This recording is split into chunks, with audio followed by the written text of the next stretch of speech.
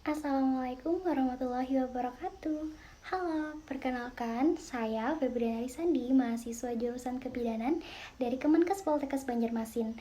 Yang mana pada kesempatan kali ini saya akan menampilkan sebuah video konseling untuk pengambilan keputusan ber-KB.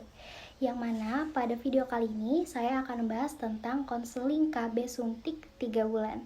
Penasaran? Yuk langsung tonton!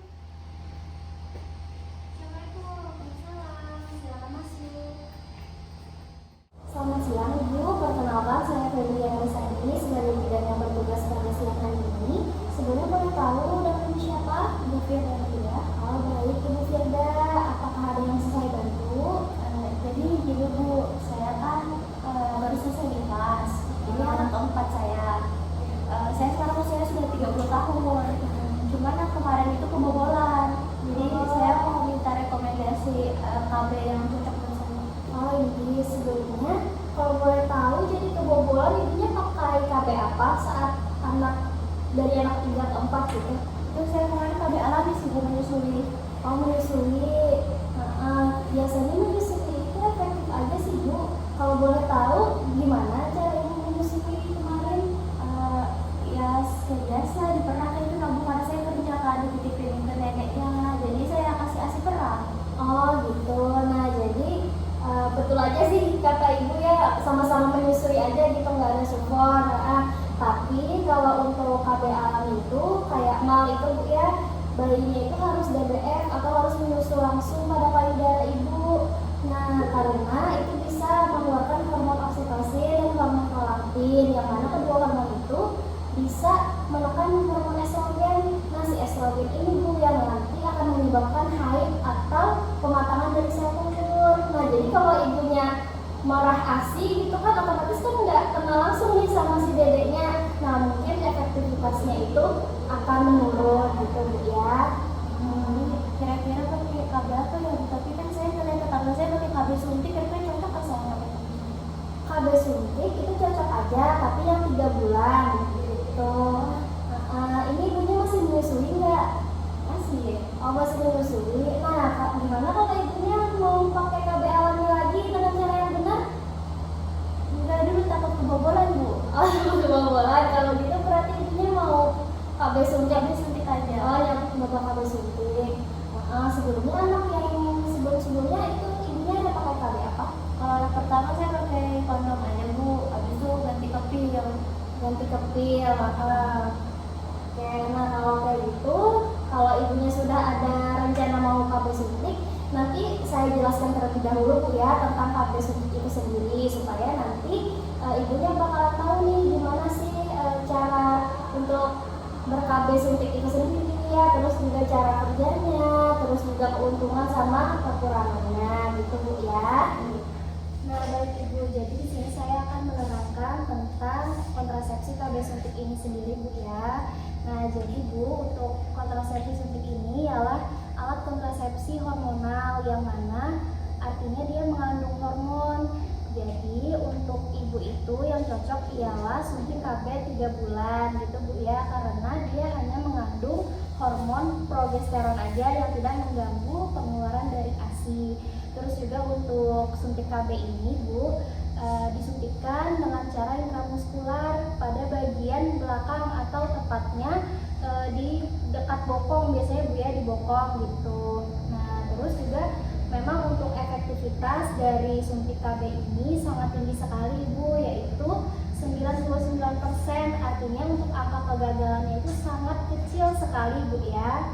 Nah terus untuk keuntungan dari suntik KB sendiri, yang pertama itu sangat efektif sekali. Seperti yang saya bilang tadi, efektivitasnya memang sangat tinggi. Setelah itu juga bisa meningkatkan kuantitas air susu pada ibu yang menyusui Bu ya, karena dia tadi itu hanya progesteron aja gitu. Selanjutnya juga tidak berpengaruh pada hubungan suami istri Bu ya.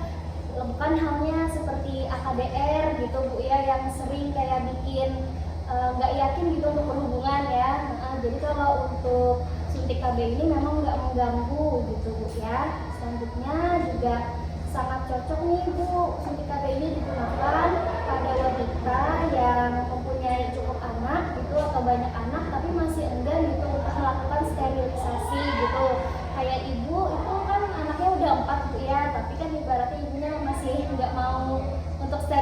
ovulasi. Jadi pilihan KB suntik ini sangat tepat gitu Bu ya.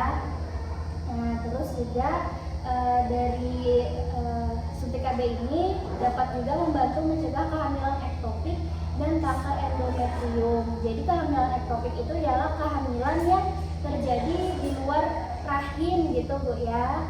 Nah selanjutnya untuk kerugian atau efek sampingnya biasanya Bu sering ditemuin gitu ya, gangguan haid biasanya seperti siklus haid yang memendek atau siklus haid yang memanjang gitu Bu ya. Terus perdarahan yang bisa kadang banyak atau lebih sedikit gitu. Terus juga seperti perdarahan yang tidak teratur atau perdarahan yang seperti bercak-bercak atau spotting gitu Bu ya, atau bahkan tidak dapat haid. Nah biasanya sih memang untuk efek samping utama dari KB suntik ini memang rata-rata gangguan pada pola haid gitu, penyesuaian gitu Bu ya. Selanjutnya itu pastinya juga kalau ibu ber-KB suntik ini, ibu itu akan ketergantungan sama petugas kesehatan Bu ya, yang mana kayak setiap ibu pengen bersuntik gitu ya atau sesuai dengan jadwalnya, ibu kan pasti harus datang ke pelayanan kesehatan gitu untuk mendapatkan suntik KB gitu Bu ya.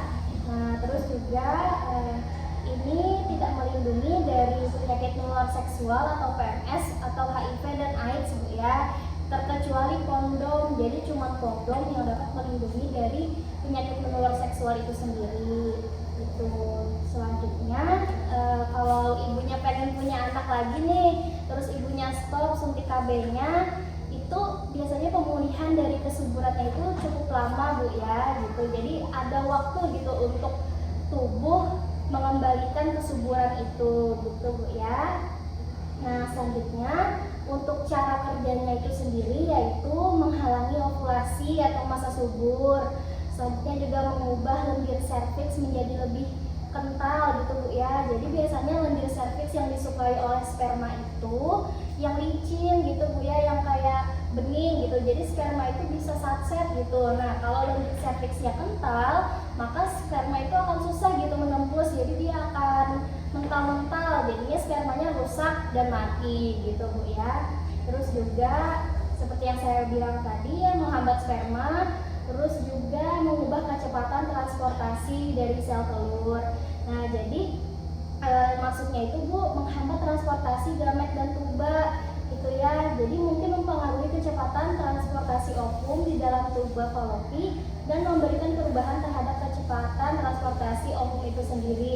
Jadi kan di sini tuh saya ada ovum gitu Bu ya. Terus di sini tuh ada tuba. Jadi ovum yang matang itu ditangkap oleh tuba gitu. Nah, jadi di sini dia mempengaruhi kecepatannya gitu. Nah, selanjutnya untuk indikasinya atau yang diperbolehkannya itu wanita usia reproduksi kayak ibu gitu ya. Terus juga nulipara atau yang sudah memiliki anak gitu, cocok juga buat ibu kan gitu. Terus juga menghendaki kontrasepsi jangka panjang dan juga efektivitasnya tinggi, juga cocok sama ibu karena kan ibu sempat kebobolan gitu. Jadi ini adalah pilihan yang pas gitu karena efektivitasnya tinggi. Selanjutnya juga ibu menyusui yang membutuhkan kontrasepsi hormonal juga cocok sekali dengan kondisi ibu gitu ya.